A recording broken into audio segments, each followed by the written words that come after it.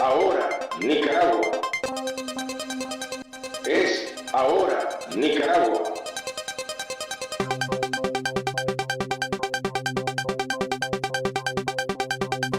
Radio revista dedicada al análisis e impulsar la acción ciudadana.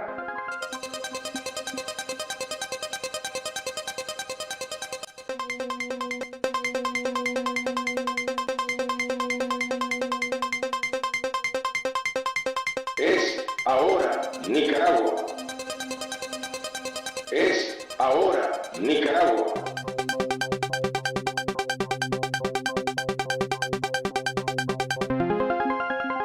Radio revista dedicada al análisis e impulsar la acción ciudadana.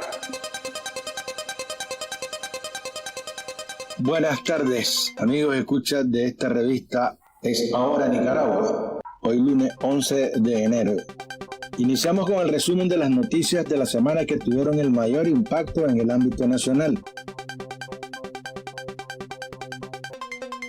El destacado periodista leonés Aníbal Toruño denuncia otro allanamiento a su vivienda y sale fuera del país. Minsa anunció que vacunará contra el COVID-19 este año, pero no precisaron si la dosis ya está en el país y mantiene silencio sobre la cantidad de vacunas y la logística ruta de frío que requiere. El partido MRS realiza convención para la aprobación de su asamblea de cambiarse el nombre y emblema. En enero suman 9 muertos y más de 100 hospitalizados por el coronavirus. La alcaldía dio a conocer que el sticker de rodamiento ya está circulando, otra fuente de ingresos.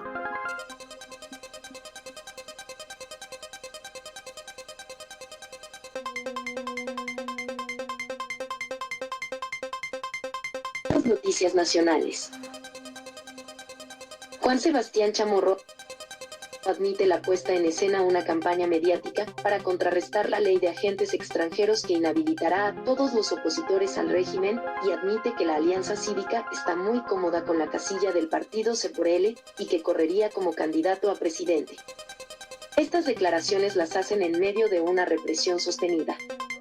Utilizando la aplanadora sandinista en la Asamblea Nacional recientemente aprobó la inverosímil Ley de Defensa de los Derechos del Pueblo a la Independencia, la Soberanía y Autodeterminación para la Paz, una ley que además de ser violatoria a los derechos constitucionales, anula por completo la competencia política para las elecciones programadas para noviembre de 2021. Esta nueva ley se une a otras 3 normas aprobadas en la Asamblea en la recta final de este 2020, las cuales están encaminadas a callar, criminalizar y penalizar a la oposición y a los periodistas independientes, Ley Especial de Ciberdelito, Ley de Regulación de Agentes Extranjeros y la instauración de cadena perpetua por crímenes de odio. Estas leyes que violan los derechos constitucionales conforman un andamiaje que da sustento jurídico a la represión que el régimen mantiene en el país. Por su parte, la Unidad Nacional Azul y Blanco, UNAV, está en un proceso eleccionario para elegir al nuevo Consejo Político. Proceso que culminará a mediados de febrero. El debate ha estado centrado en que no haya reelecciones de las mismas personas que han venido ocupando estos cargos. También está en proceso de convocar a unas elecciones primarias para escoger su candidato presidencial y candidatos a diputados a mitad del mes de febrero con un padrón de unas 2.000 personas. ¿Qué pasó con Aníbal Toruño? Se denunció la semana pasada la agresión violenta en la casa de habitación del destacado periodista Aníbal Toruño, con la intención clara de mantener la represión y el mensaje de la dictadura con el uso de la policía sancionada por la unidad antinarcóticos, buscando cómo incriminar al periodista en esos delitos claramente inapelables. Y así ha sido la constante de la policía sancionada contra las personas abiertamente opositoras al régimen. Toruño salió del país, informó que era una actividad programada antes del allanamiento a su vivienda y que no se va a exiliar nuevamente. Esa práctica de acusar por narcoactividades es una constante, así como estamos viendo le fue imputado delitos de posesión de narcóticos al joven que sorprendió en las redes por su protesta pública, quemando la bandera del partido de gobierno en una avenida importante de la capital. Los juicios iniciados contra las personas presas políticas siguieron sin importar la pandemia ni el paso de catástrofes naturales ni las festividades características de cada mes. Esto atenta contra la ley y violenta los derechos de los ilegalmente enjuiciados. Hasta hoy, de los 120 presos políticos, 25 enfrentan procesos judiciales y 95 ya cuentan con una sentencia condenatoria.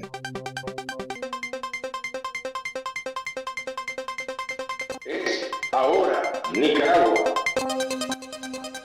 Es ahora Nicaragua.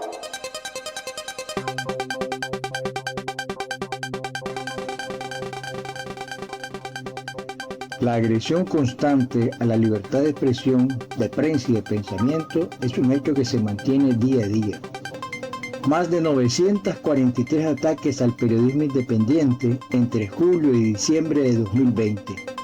La libertad de expresión, información y prensa continúan restringidas en el país. Las intimidaciones, amenazas, las judicializaciones ilegales, los robos de equipo, los registros sin orden judicial y las retenciones arbitrarias se han convertido en asuntos cotidianos para las y los periodistas independientes.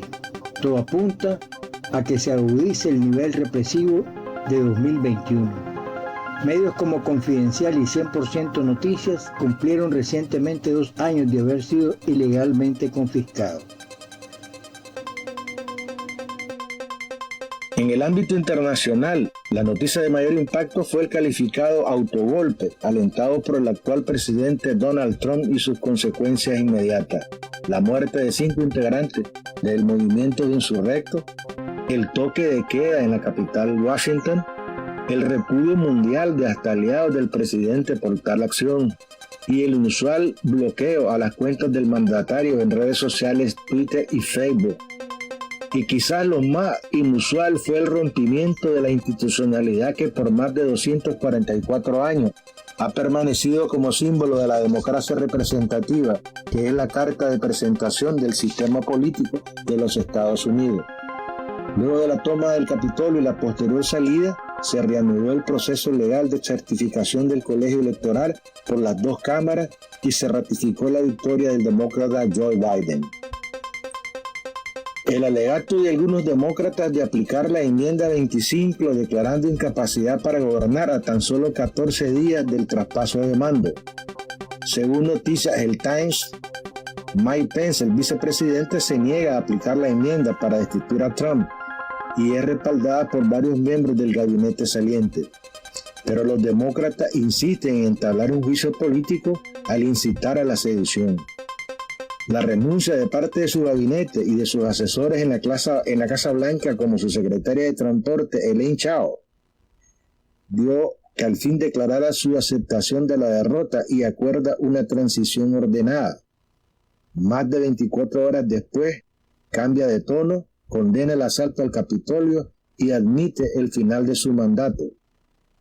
Hemos pasado una elección intensa y hay muchas emociones, pero ahora es momento de calmar los ánimos y de recuperar la calma, dijo Trump en un video en la Casa Blanca publicado la noche del jueves. Es ahora Nicaragua. Es ahora Nicaragua.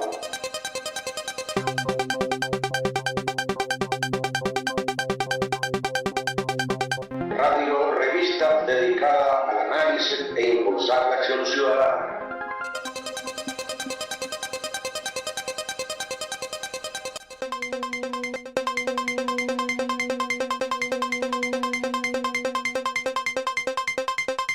Es ahora Nicaragua. Es ahora Nicaragua.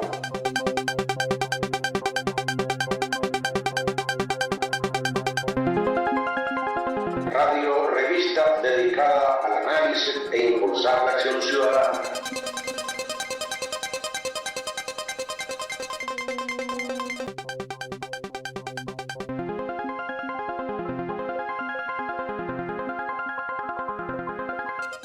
En otras noticias, Jack Ma, fundador de Alibaba, la transnacional tecnológica china, sigue desaparecido.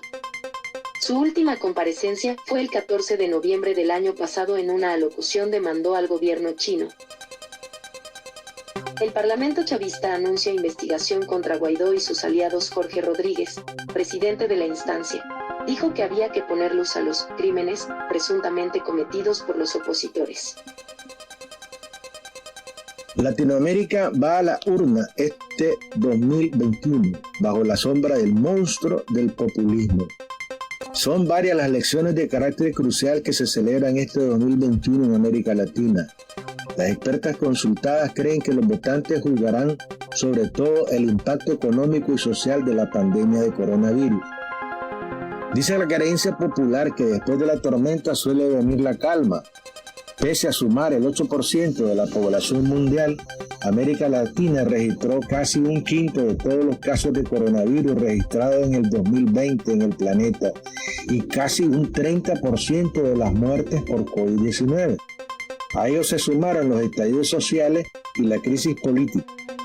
Tan difícil ha sido el año que la tónica general es que algunas cosas ya solo pueden ir a mejor. Pero la realidad no siempre es tan considerada y en ninguna parte está escrito que una tormenta no puede seguir la otra. El calendario electoral de 2021 augura que no será un año tranquilo para la región. El disparo de salida lo darán los comicios presidenciales y legislativos en Ecuador previstos para el 7 de febrero. El 11 de abril le siguen las elecciones generales de Perú, mientras que Chile celebrará una serie de citas electorales cruciales en 2 tandas, incluida su histórica Convención Constitucional. México y Argentina tienen elecciones legislativas de mitad de mandato a mediados de año. En Centroamérica, Honduras y Nicaragua prevén celebrar comicios generales en noviembre. Estas son solo algunas de las convocatorias electorales más destacadas en la región en este 2021, si es que ocurren. Yo tendría mucho cuidado de ver si el calendario electoral inicial se mantiene o no por una eventual segunda ola de COVID-19, dice Denise Rodríguez, investigadora de la Universidad Humboldt de Berlín. La politóloga cree bastante posible que, igual que Europa, se encuentre inmersa en un nuevo aumento de contagios de coronavirus. Latinoamérica está expuesta a una segunda ola de la pandemia que deje su huella en la cita con la urna. Todo el mundo va a estar pendiente de cómo marchan los comicios en Ecuador y eso influirá en el resto de citas electorales, subraya Rodríguez. El país andino será un ensayo en términos de logística electoral, especialmente para países donde el voto es obligatorio como Perú.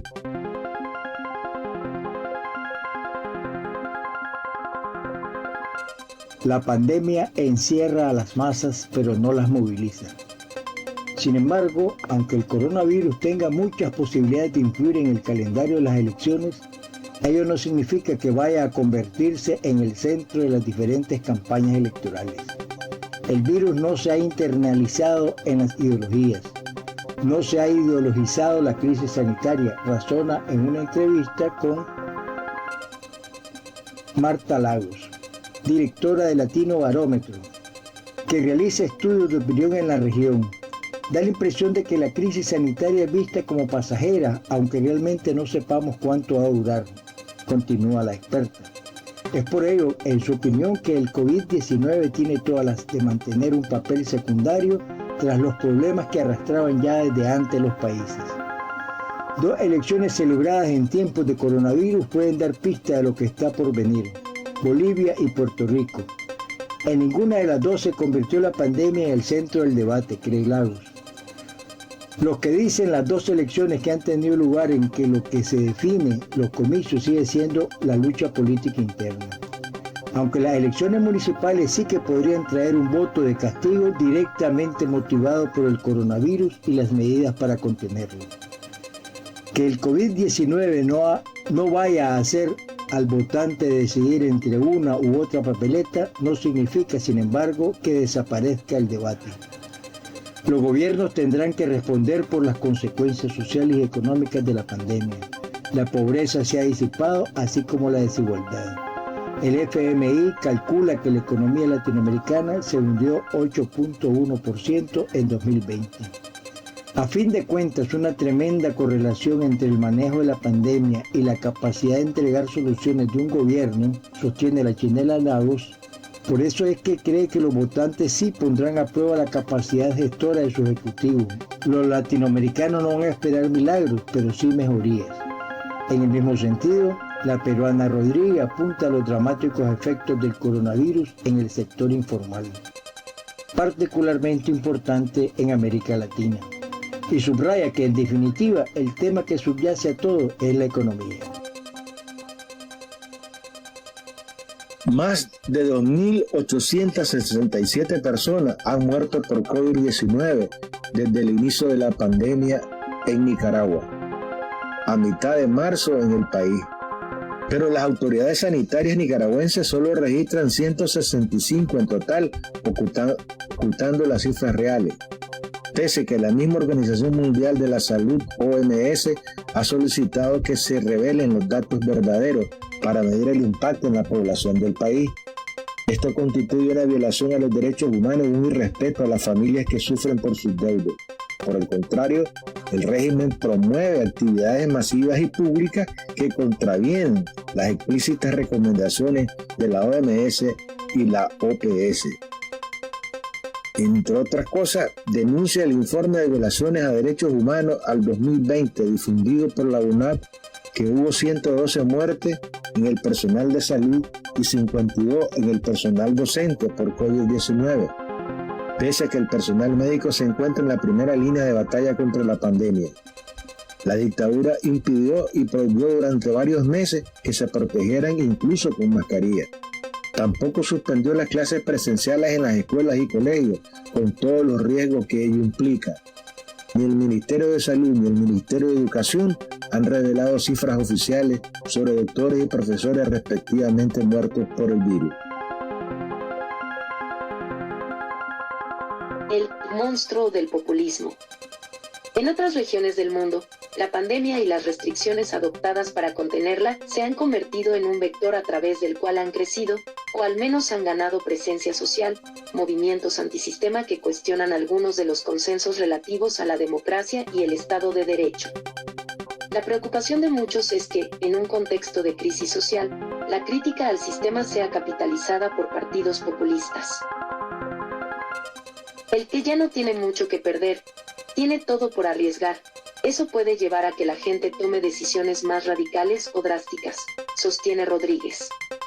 Perú tiene actualmente 22 candidatos presidenciales y Ecuador cuenta 16, algo que los expertos interpretan como síntoma de la debilidad de sus sistemas de partidos.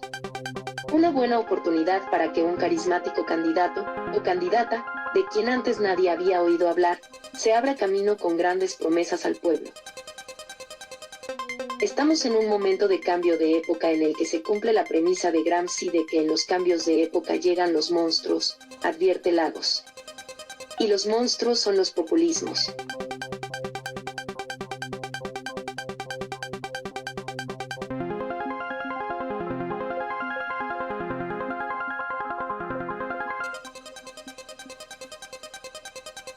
Buenas tardes a los fieles radioescuchas de Radio República y esta es su revista Es Ahora Nicaragua. Les damos las gracias por acompañarnos en este segmento, frase del día y qué sucedió un día como hoy, 11 de enero. La frase del día dice así: la identidad de una persona no es el nombre que tiene, el lugar donde nació, ni la fecha en que vino al mundo. La identidad de una persona consiste simplemente en ser, y el ser no puede ser negado. José Saramago, escritor portugués. Un día como hoy, 11 de enero, en el año 2013, hace 7 años, en Malí, tras solicitar su presidente Traoré asistencia militar urgente a la ONU para frenar el avance de los islamitas en el norte de su territorio, cuyo objetivo era implantar la ley islámica en todo el país, Francia envía tropas de intervención a su antigua colonia por temor a que se establezca un santuario islamita.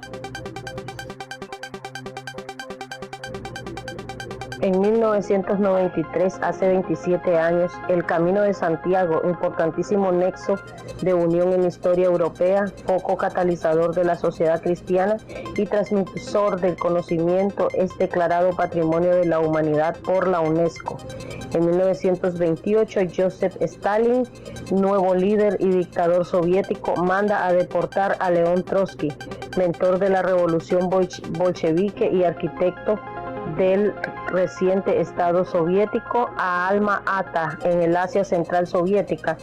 Trotsky viviría allí durante un año antes de ser expulsado definitivamente de la URSS. En 1958, hace 162 años, en México, tiene lugar la sublevación contra el gobierno constitucional del presidente Ignacio Comonfort, que huye a Estados Unidos. Los rebeldes bombardean la Ciudad de México y Benito Juárez ocupará la presidencia el día 21. En 1782, hace 238 años, en Valladolid, actual Morelia, México, nace Francisco Manuel Sánchez de Tagle, poeta y político mexicano que participará en la Revolución y tras la independencia de 1821 redactará y suscribirá el Acta de Independencia. Será vicegobernador en el Estado de México y diputado del Congreso General. En 1923, hace 97 años, en su exilio en la ciudad de Palermo, Italia, fallece el que fuera rey de Grecia entre 1913 y 1917 y luego entre 1920 y 1922, Constantino I, que ascendió por primera vez al trono tras el asesinato de su padre en 1913. Durante su reinado amplió el territorio nacional con sus victorias en las campañas militares contra los turcos y búlgaros y mediante los tratados de Londres y Bucarest. Durante la Primera Guerra Mundial, su acercamiento a los alemanes le costó el destierro en Suiza en 1917. Esperando que este segmento, frase del día y qué sucedió un día como hoy, haya sido de su agrado, nos despedimos diciéndoles hasta la próxima, no sin antes exigir la libertad de Bernardo José Ramos Galo, de 68 años de edad, miembro del departamental PAC Managua y secuestrado político desde el 12 de octubre del 2018, condenado el pasado 17 de abril a 5 años de cárcel y 3 meses de multa, junto con el joven veterinario Denis García Girón. Ahora, Nicaragua. Es ahora, Nicaragua.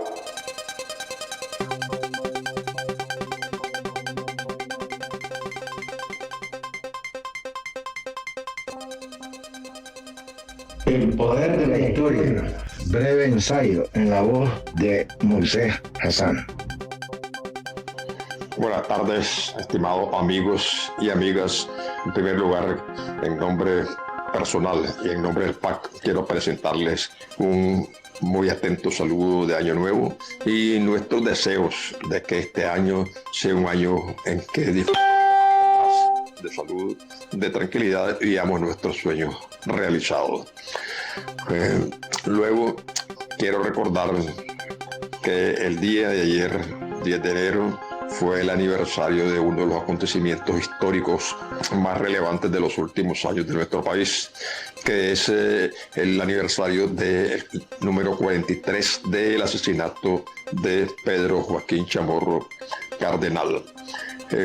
Este asesinato, para quienes no tienen memoria histórica porque eran muy jóvenes seguramente, habrá que decir que ocurrió en un contexto muy interesante y muy determinante en esos momentos. En primer lugar, que el contexto tenía que ver con que Somoza se encontraba en una situación muy compleja, muy complicada, porque después de la toma de la casa de Chema Castillo, el 27 de diciembre de 1974, el grupo que lo tomó encontró refugio en Costa Rica, donde recibió el apoyo y la bienvenida de José Figueres, el principal político en esos instantes de Costa Rica, y el apoyo también de Carlos Andrés Pérez, el principal político de Venezuela. De manera que fueron bien acogidos, recibieron apoyo, pudieron trabajar, organizarse, recibir recursos, entrenarse, etcétera, de manera que estaban en condiciones apropiadas. Luego vino otro acontecimiento importante, que fue que el 20 de enero de 1976 Jimmy Carter tomó posesión de la presidencia de los Estados Unidos y casi de inmediato empezó su campaña por los derechos humanos, con lo que Somoza, que había gozado de la protección de los gobiernos norteamericanos, quedó desprotegido y desamparado, quedó huérfano de esa protección que había tenido por largos años. En esas condiciones, la actividad del grupo que estaba en Costa Rica, que había ya crecido en cantidad de gente y de recursos, se volvió mucho más acelerada la actividad. Y en octubre de 1977 iniciaron ataques partiendo del territorio costarricense y entrando a Nicaragua.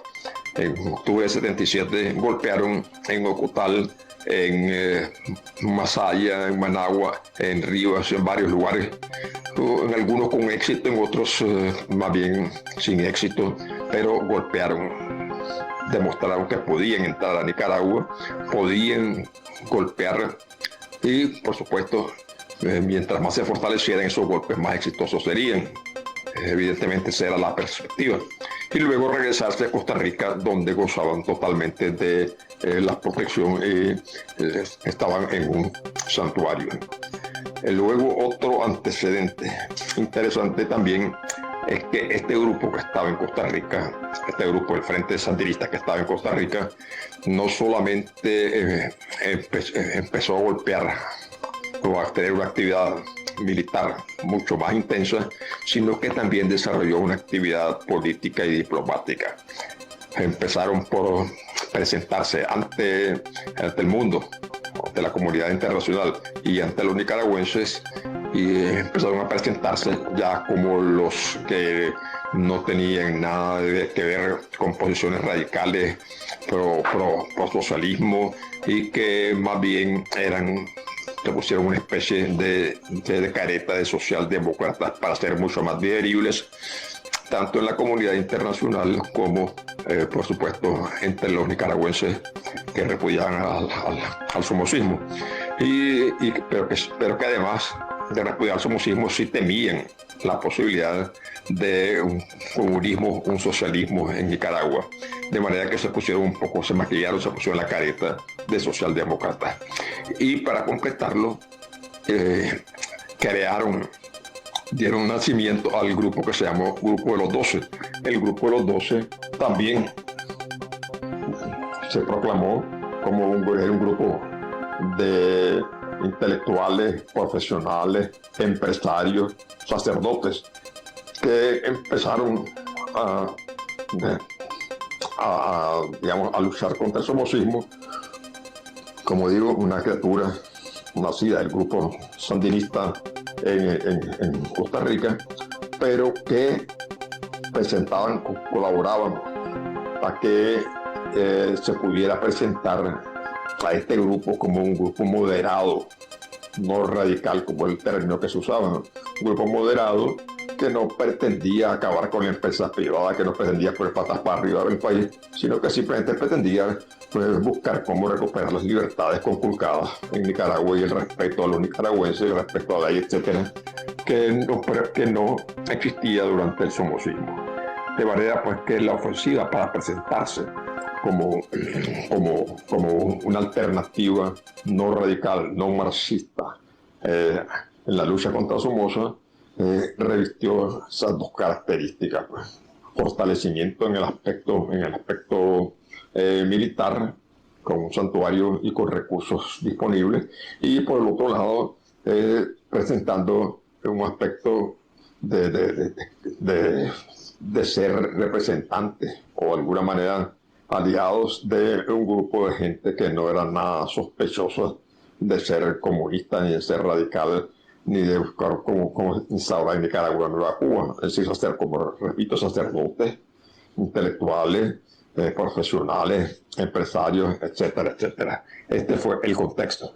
Y tal vez lo último que se podría mencionar en esto, una cuestión muy importante, es que Chamorro, que había sido toda su vida conservador y que había tratado de forjar alianzas políticas para enfrentar al somocismo en elecciones, empezó a dejar de creer en elecciones y empezó a acercarse precisamente a través de ese grupo de los dos, empezó a acercarse al Frente Sandinista, al grupo del Frente Sandinista que estaba en Costa Rica y al que él pertenecía, que era al grupo al que pertenecía, aunque no lo dijera, pues por supuesto, el grupo de los dos empezó a acercarse y tuvo, a través de sus familias, tuvo reuniones, o más bien, hasta la familia tuvo contactos y se preparaba para tener más contactos.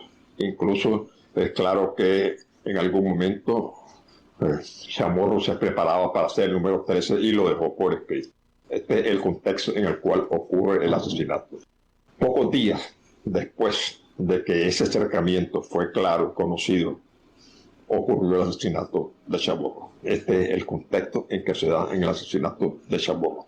Luego hay que señalar o referirse un poco a la persona de Chamorro. Chamorro era un hombre que aparentemente, o Dios muestra en toda su vida, de ser un hombre que era coherente, o sea, que había congruencia entre lo que decía y lo que hacía. A lo largo de años fue enemigo inclaudicable del somocismo.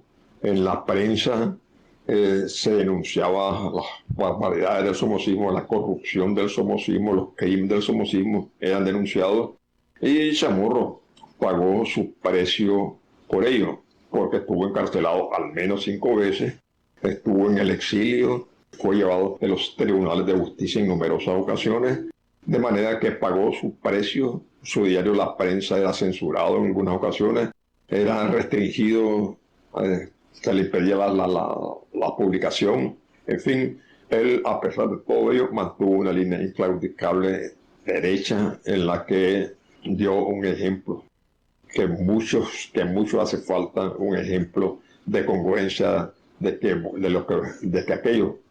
lo que uno dice es lo que hace y que no es una cosa totalmente diferente. Y dio muestra también de una línea inclaudicable, nada parecido a algunos políticos que un día dan la vida por uno y el otro día amanecen diciendo que dan la vida por otro, que es el enemigo del primero por el que daban la vida. De manera pues que es un ejemplo, un hombre ejemplar en ese sentido. Por otra parte, también aparentemente no estaba tan empeñado en alcanzar el poder personal. Hay una cosa clara: Chamorro se dio cuenta de que él personalmente carecía de carisma, es decir, que no era una persona que pudiera conseguir que la población lo siguiera y que fuera un líder. En su tiempo, en esos años, el hombre que tenía carisma se llamaba Fernando Agüero, y Fernando Agüero fue promovido por Chamorro a través del diario La Prensa y fue promovido por Chamorro a través de los partidos políticos existentes en ese tiempo de oposición, es decir, el Partido Conservador, Partido Liberal Independiente, Partido Social Cristiano, Partido Socialista, etc.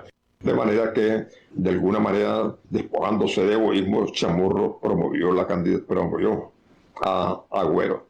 Desafortunadamente, Agüero lo apuñaló porque cometió una cantidad de errores. En primer lugar, fue increíble, y eso es una lección para los actuales políticos, cometió la barbaridad de que el 22 de enero de 1967 la Guardia Somocista hizo una masacre espantosa en las calles de Managua y nunca se supo cuánta gente mataron, pero algunos hablan de más de 1,000 personas asesinadas por la Guardia ese 22 de enero. Y la barbaridad de Agüero fue que un mes después o 2 meses después veían elecciones, las elecciones de 67, y Agüero sobre los cadáveres de toda esa gente fue tranquilamente a elecciones contra Somoza, sabiendo que la iba a perder porque Somoza manejaba los resultados, evidentemente.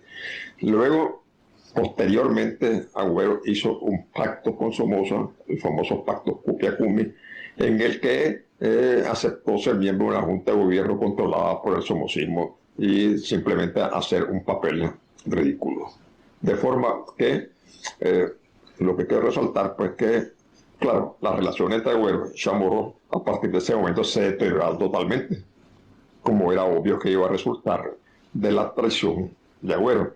Pero lo que quiero resaltar es que Chamorro fue en ese momento capaz de ponerse un poco a un lado y dejar que la lucha contra el somocismo la encabezara Agüero. De manera que Chamorro, además de eso, era un hombre valiente, creo que con lo que he mencionado, ya eso está claro, pero que incluso llegó a tomar las armas infructuosamente, pero en 1959 hicieron un desembarque aéreo en la zona de Chontales, en un sitio llamado Olama y Los Mollejones, en los que también con armas en las manos trataron de enfrentarse infructuosamente al somocismo. La otra cosa de interés, estamos conmemorando a Pedro Joaquín Chamorro en el 43 aniversario de asesinato. La otra cuestión importante es preguntarse quién mató, de dónde salió la conspiración para matar a Chamorro. En esto fue obvio cuando ello ocurrió, cuando el asesinato ocurrió, hay que recordar que los asesinos cayeron de inmediato, prácticamente cayeron en las manos de la Policía Nacional. Y estuvieron, también hay que recordarlo, estuvieron presos desde que cayeron el 10 de enero de 78, estuvieron presos hasta la caída en Somoza del poder, es decir, estuvieron presos aproximadamente 1 año y medio. Esos son hechos objetivos, para no entrar en ningún tipo de especulación. Inmediatamente la población, cuando ocurrió el hecho, culpó a Somoza, evidentemente, culpó a Somoza, y el veredicto popular de que Somoza había estado detrás del asesinato de Chamorro se mantuvo hasta algún tiempo después, que cuando ya creció el repudio, una vez que llegó el poder del Frente y creció el repudio contra el Frente, mucha gente empezó a sostener que los verdaderos asesinos estaban en la dirección nacional del Frente. Eso es, quizás habría, y sobre eso quisiera elaborar un poco, con hechos siempre objetivos. ¿Cuáles son los hechos objetivos? Repito, los asesinos estuvieron presos 1 año y medio en las cárceles de Somoza. Yo me imagino que Somoza, siendo que él había asumido ante los ojos de la población la culpa del asesinato, yo me imagino que Somoza no los trató con guantes de seda a estos asesinos. Indudablemente que le convenía a él dejar bien claro que él no había tenido nada que ver o le interesaba a él. Sin embargo, en ese 1 año y medio nunca salió a luz pública una confesión de parte de los asesinos en la que culpara a nadie. No culparon a nadie, ni al Frente, ni a Somoza, ni a nadie. Simplemente quedó como un poco en la oscuridad. No se reveló qué es lo que habían confesado, qué es lo que habían contado los asesinos. Totalmente oscurecido. Yo creo que ese es un hecho objetivo. Y uno se podría preguntar por qué que estos asesinos nunca dijeron nada, nunca públicamente salió nada. Obviamente sí dijeron.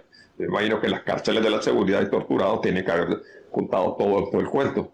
Pero públicamente no se dijo absolutamente nada. Este es un hecho objetivo. Hay otro hecho objetivo también. Cuando cae Somoza y están presos los 4 asesinos, el alcaide de las cárceles, de la cárcel modelo, donde estaban recluidos, el alcaide los pone en libertad. Y los 4 asesinos salen buscando cómo dirigirse a Costa Rica. Desafortunadamente para ellos, fueron capturados. 3 de ellos fueron capturados, solo 1 logró el intento de llegar a Costa Rica. Entonces surge la pregunta, ¿por qué, cayendo Somoza, el alcaide de la cárcel pone en libertad a los 4 asesinos de Chamorro? Y uno no puede menos que preguntarse, ¿será porque al caer Somoza, si estaban estos sujetos presos, iban a caer en manos de las nuevas autoridades, y las nuevas autoridades sí darían a conocer la realidad de la conspiración que llevó al fin y al cabo al asesinato de Somoza? Son esos objetivos que, repito, número uno, los asesinos cayeron y nunca salió públicamente la historia de la conspiración, quiénes estuvieron detrás, nunca salió públicamente en ese año y medio que estuvieron presos. Número dos, curiosamente, cuando sale Somoza del país, allí por el 17 de julio de 79, los asesinos son puestos en libertad. Curioso eso. Y tercero, eso muy objetivo y claro, Somoza mismo, para aquellos que por cólera, prejuicios o qué sé yo, pues rencores, hablan ponen en duda quiénes fueron los que mataron a Chamorro.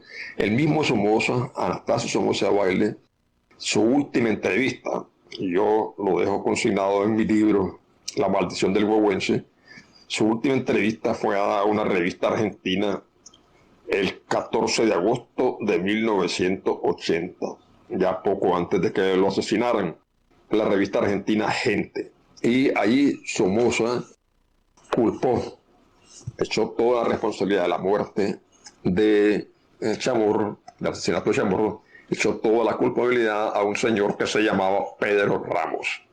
Pedro Ramos es un tipo que vino a Nicaragua, era un cubano que vino a Nicaragua y sin duda, obviamente no podía hacer las cosas sin estar en entendimiento con Somoza, montó una empresa que se llamaba Plasma Férice.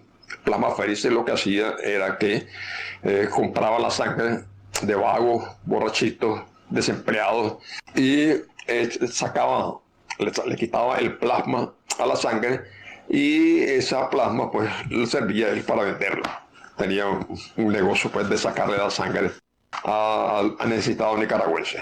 Y Chamorro, dentro de su campaña que mantuvo permanentemente contra el somocismo, sus abusos y los socios del somocismo, Chamorro vivía atacando la sanganada de este señor. Y entonces, obviamente, había un rencor y una cólera personal de Pedro Ramos contra Chamorro. Y eso me refiero a toda esa historia porque Somoza, en sus declaraciones a esta revista Gente, dice lo siguiente, y se voy a recitar textualmente lo que dijo Somoza y que aparece en letras de imprenta en esa revista. Dice así Somoza: él, Pedro Joaquín Chamorro, se había vuelto insoportable porque había un banco de plasma férices en Nicaragua que lo manejaba un cubano, dos cubanos. Entonces Chamorro empezó a atacarlos y les dijo ladrones en el periódico. Este banco exportaba plasma. El plasma, repito, que le sacaba a los borrachitos, vagos, desempleados, necesitados. Pedro Ramos era el dueño. Un día, Pedro Ramos contrató a ese muchacho, Peña, que era Silvio Peña, que fue el jefe de la cuadrilla que mató a Chamorro y que cayó de inmediato en las manos de la policía. Contrató a este muchacho Peña para que este a su vez contratara a los asesinos. La primera vez fallaron, es decir, hubo un intento anterior al que tuvo éxito. Porque al enterarse los asesinos de a quién tenían que matar, se asustaron y huyeron. El segundo intento tuvo éxito. Eso lo dijo Anastasio Somoza Debayle en esta revista que puede ser consultada por cualquiera que tuviera dudas. De manera que, sin entrar en especulaciones, lo único claro es que Chamorro fue víctima de una conspiración en la que estuvo involucrado Pedro Ramos y que indudablemente otra gente habrá estado involucrada en esa conspiración.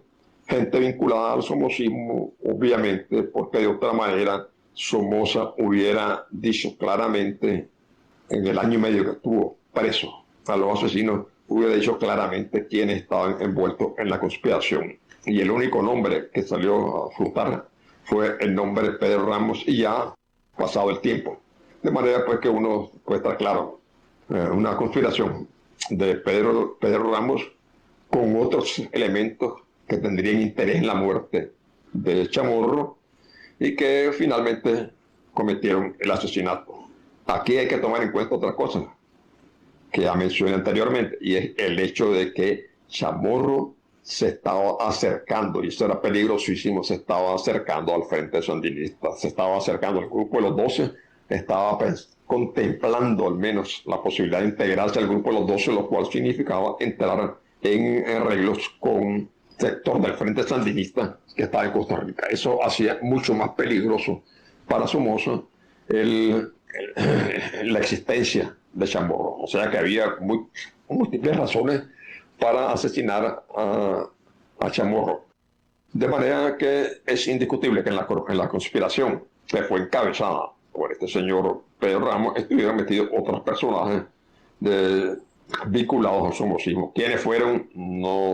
Ese sería asunto de especulación. Pero de todas maneras, todos estos argumentos son argumentos objetivos que difícilmente pueden ser refutados. Y así llegó a su fin la vida de Chamorro. Creo que dejó una estela, vista a la distancia, dejó una estela de un luchador inclaudicable, un luchador que no se vendía, un luchador con dignidad, porque desgraciadamente la dignidad no es lo que le sobra a muchos de los politiqueros aquí, que un día son siervos fieles de un fulano y el otro día son siervos fieles de otro fulano. Eso es un ejemplo de cómo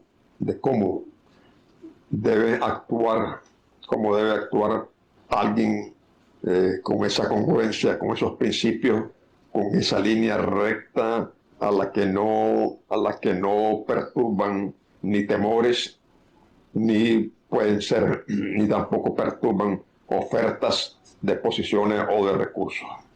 Creo que debería ser esta lección de Chamorro, debería ser una lección asumida por muchos de los que actualmente están haciendo política en Nicaragua, y estar claro una cosa, esa conclusión a la que yo creo llegó Chamorro ya a los finales de su vida, de que nada se remediaba con ir a elecciones contra Somoza, y que pese a que Chamorro no era simpatizante ni mucho menos ideológicamente de nada que se asemejara a socialdemocracia o mucho menos a marxismo, pero pese a eso, venciendo algunas suspicacias, estaba acercándose, sin duda alguna se estaba acercando al Frente Sandinista, que aunque ya estaba puesto, el grupo que estaba en Costa Rica ya se había puesto la máscara de socialdemócrata y de niños buenos, pues que no tenían malas intenciones de acabar con empresas privadas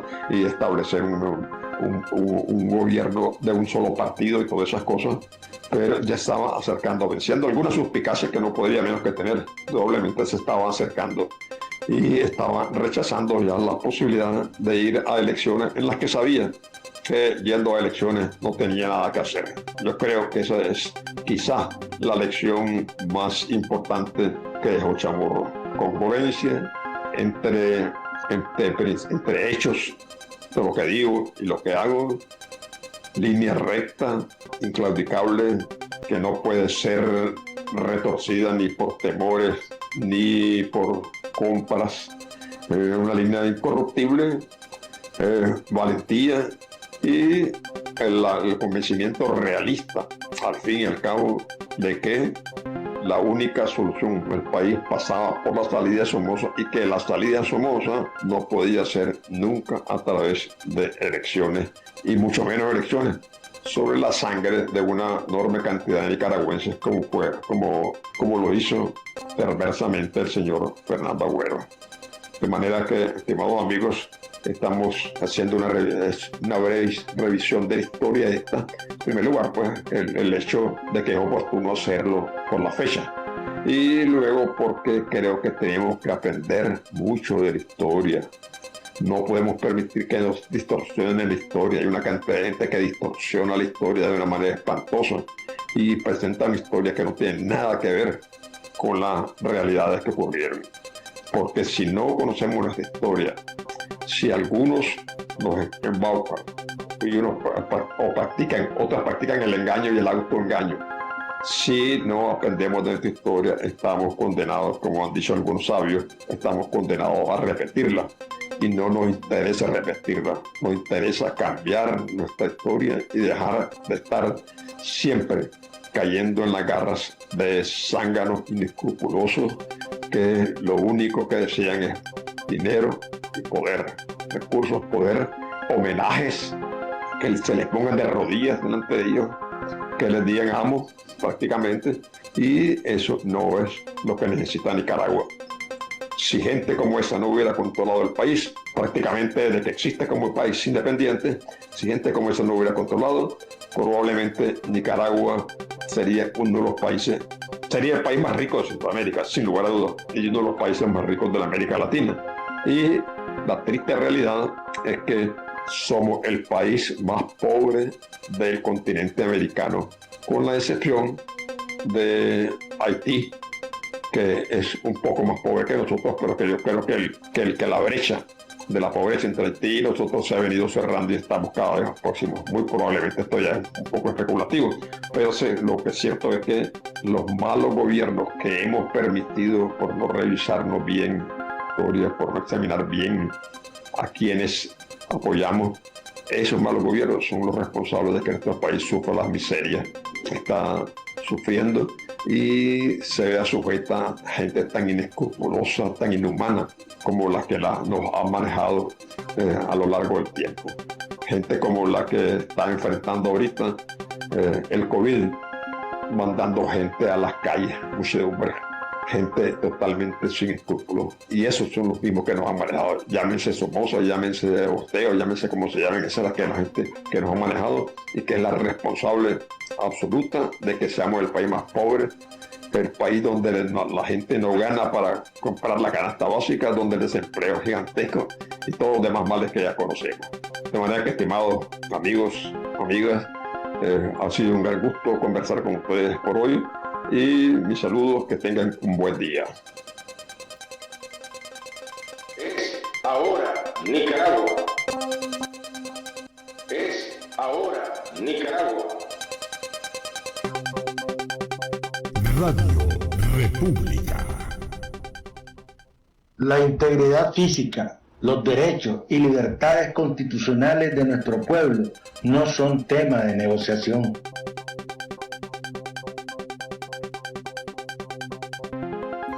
En otras noticias, dos influyentes senadores republicanos pidieron la dimisión de Trump. El senador Patrick Stone, republicano por Pensilvania, dijo que el mandatario se ha hundido en una especie de locura.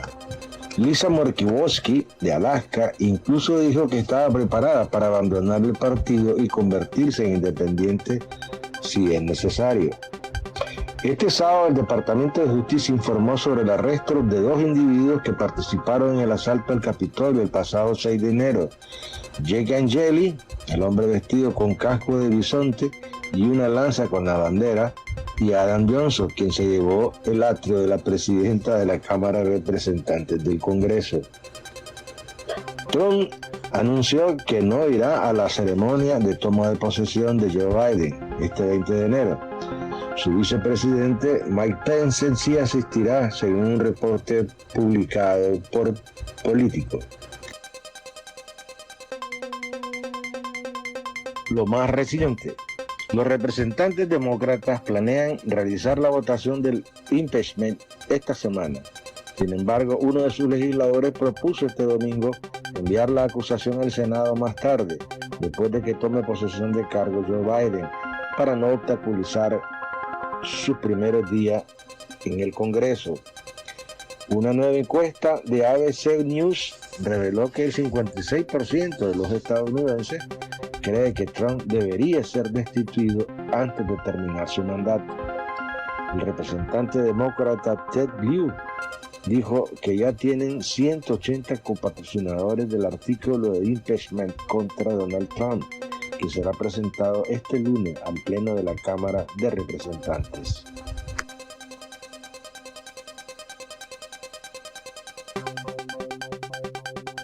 estimados radioescuchas, lo invitamos a continuar en sintonía con esta revista el día de mañana a la misma hora por esta señal de la dignidad, Radio República. Tengan muy buenas tardes. Hasta pronto. Es ahora Nicaragua. Es ahora Nicaragua.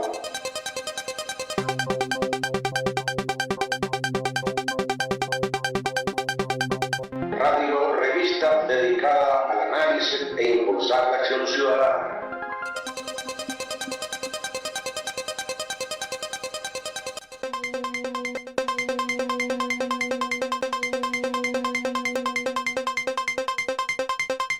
Es ahora Nicaragua.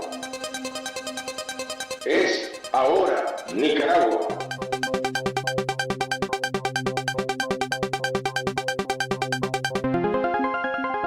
Radio revista dedicada al análisis e impulsar la acción ciudadana. Radio República, con las noticias de Nicaragua y el mundo.